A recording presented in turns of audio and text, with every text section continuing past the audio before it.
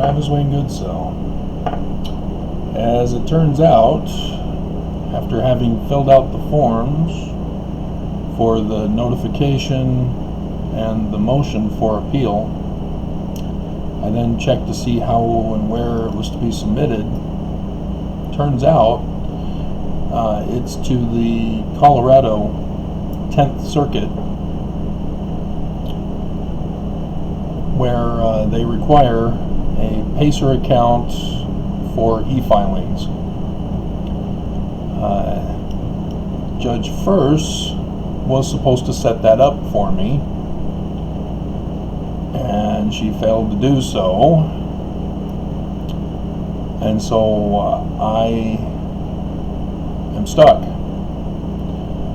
I could call on Tuesday or email on Tuesday to their clerk's office and explain the situation and see what they recommend.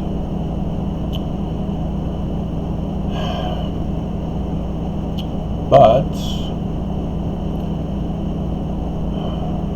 it looks like, even though the district has waived my filing fees, so I don't have to pay another, well, it's $500 for the 10th District, 10th Circuit appeals. So I don't need to file that, or need to pay that. But PACER requires a fee for their use. And so I don't know if PACER's going to demand the fee, because I'm willing to bet it's not waived by the courts. It's only the court fees. So I then checked for filing a complaint against a judge. Same process through the 10th District, 10th Circuit in Colorado. And again, the same processes. I have to have a PACER account and submit it through their system. So it appears that I was set up from the beginning to protect the church.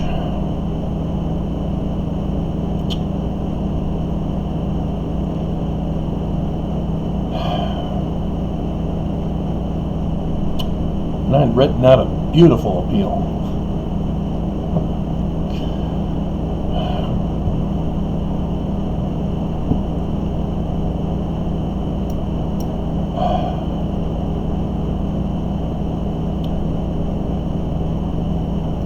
So, but like I was saying in the other video, and I've been talking to subscribers,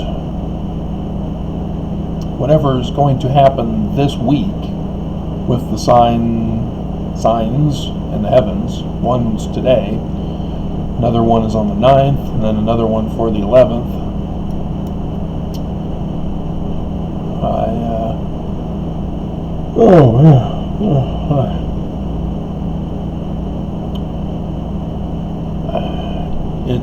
It's obvious that those signs, if there is something to occur, it will not be as a result of anything I do, as has been the case in previous instances that I've done videos on.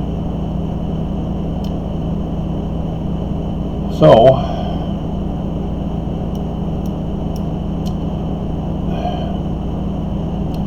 if we're not allowed to petition the government for a redress of grievances, what's the purpose of having a First Amendment?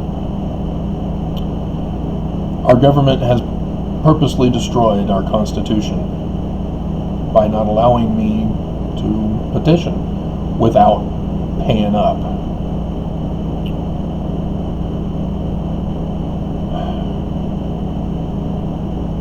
So, that's an update. I did my Signs in the Heaven video. Linked it to my old video. I was up to 2,000 on the previous update, and I had gotten the idea for this new one that I did, and So I went back to listen to the other one and realized, I could have done that better. So I hope this is more Mormon friendly. The fact is that nothing is Mormon friendly. The facts speak for themselves. The church is not the true church of Joseph Smith's organization. And how do you explain to Mormons the signs of the latter days from Scripture when it condemns the church? So,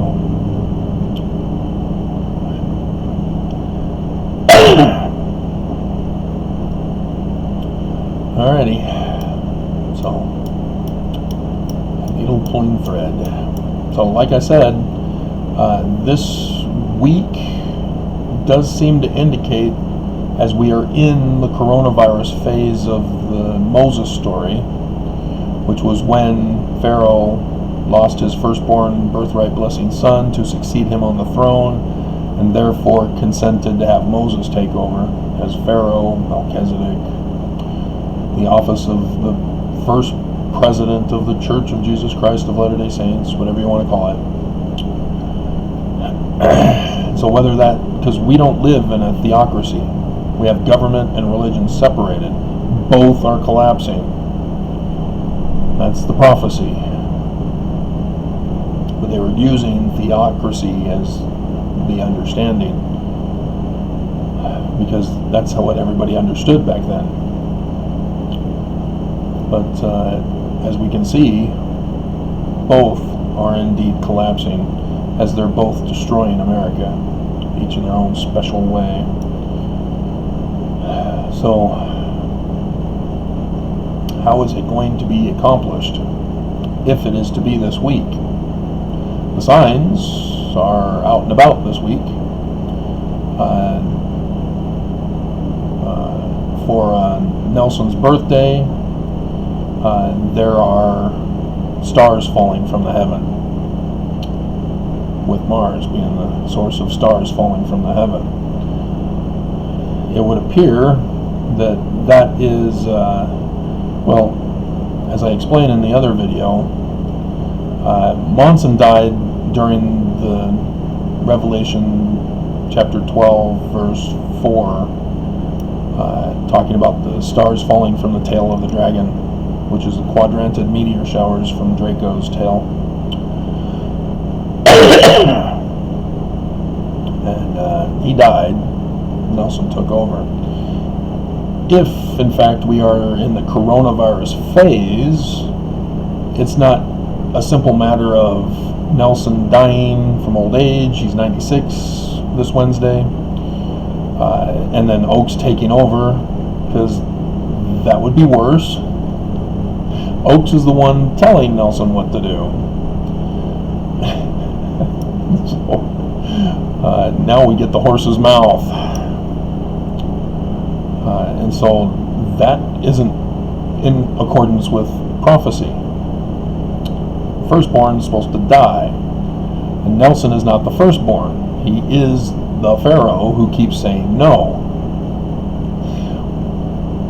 And so his son, Nelson Jr., is not the successor for the church.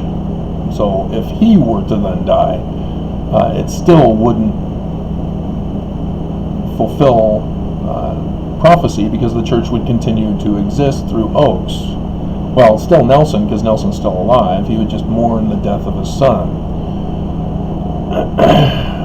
And so that can't be it. And so the only thing that could happen to fulfill prophecy for the religious part of Pharaoh would be the whole administration. The first presidency, Quorum of the 12, and 70. That's the way Brigham Young set it up, with his misinterpretation of Section 107.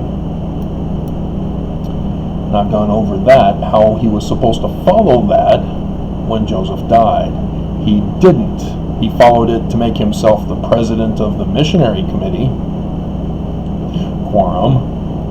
And yes, It was not the quorum of 12. It was the quorum of the 12 missionaries. They don't want to talk about that. They want to say, oh, we had the keys of the kingdom.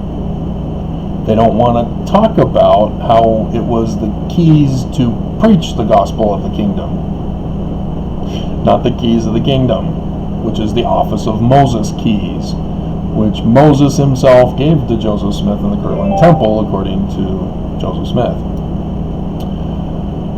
And so, yeah, Brigham Young was not the true successor by virtue of being the president of his quorum. He had to follow Section 107, verse 22, which he followed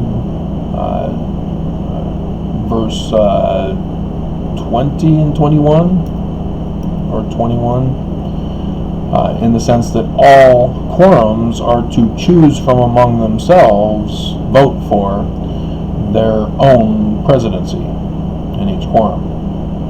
Which, as a Mormon, I didn't even know that was supposed to be done. I've encountered Mormons like me who have wondered, we don't vote. Why are you calling it a sustaining vote? Just call it a sustaining. Why are you throwing in the word vote and changing the definition? But yeah, that's what they've done. In order to justify Brigham Young being the successor, they had to change the definition of voting. Raise your hand and vote for me. Okay. Please don't blood atonement me. So, yeah, very disturbing stuff going on, but all part of prophecy. And so I haven't got a clue as to what's going to happen, but I know something's going to happen. I hope it's this week, but I understand that the significance has to be major, and I just found out it will not be done by me. I can't get into the court systems. Judge First had prevented me from doing so because she failed to order the service of process, and therefore I had to find out about the waiver of summons. But then the defense counsel for the church failed to file the waiver of summons so that I can submit it to the court as the certificate of service. And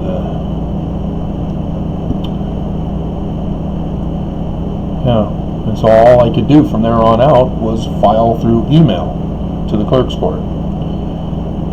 But the 10th Circuit makes it very clear on their front page I have to go through the Pacer e-filing, whatever it's called. And they're assuming that I was properly filing under this one. Maybe by contacting the clerk on Tuesday, he'll say, oh, they didn't? Yeah, that's why I'm filing an appeal. They didn't follow the law in my case. This one case, they chose not to follow the law because of the bias of the defendant in favor of the defendant. So, yeah, we'll see. So, the needle pulling thread. Today the moon was with Mars, which I told you is Nelson. When Monson died, Mars was at the top of the scales of judgment, thus taking over as the head of the church. And so, way back with the sign of the Son of Man, the moon, they say, is at the feet of Virgo. They don't tell you that the moon is also at the top of the scales of judgment. And so the sign of the Son of Man is for the religion first, then government. So, just in case you didn't catch on, because I didn't spell it out clearly in that video. there's some things that you have to have a prerequisite understanding for in order to catch on. And I explain some of those as I go through, realizing, oh yeah, you have to sort of catch that. You have to have an understanding of scripture, you have to understand astronomy and other such stuff. So I'm bummed. And Tuesday is the hell freezing over day. Not today. Apparently I did not catch that part of the information from Fox 13 News yesterday. So if you saw that video and you're going, hey Travis, it's hot today, you're a false prophet, see? It's Fox 13 News, guys. Tuesday. I checked Google search and they confirmed Tuesday. So, and they're not giving the temperature drop as much as Fox 13 was claiming. Fox 13 News was claiming 33 degrees low. It looked like 38 degrees low on Tuesday for my area. But we'll see. The weather is fickle because of the mountain range, but this is coming straight down, so it's not going to be affected by the mountain range. But I don't understand why they can be so accurate with the heavens and be so off with Earth's weather system when it's right here next to us. So, alrighty. So now I'm got nothing to do but whine and complain to you. Maybe I can rap, as I'm a rhymer.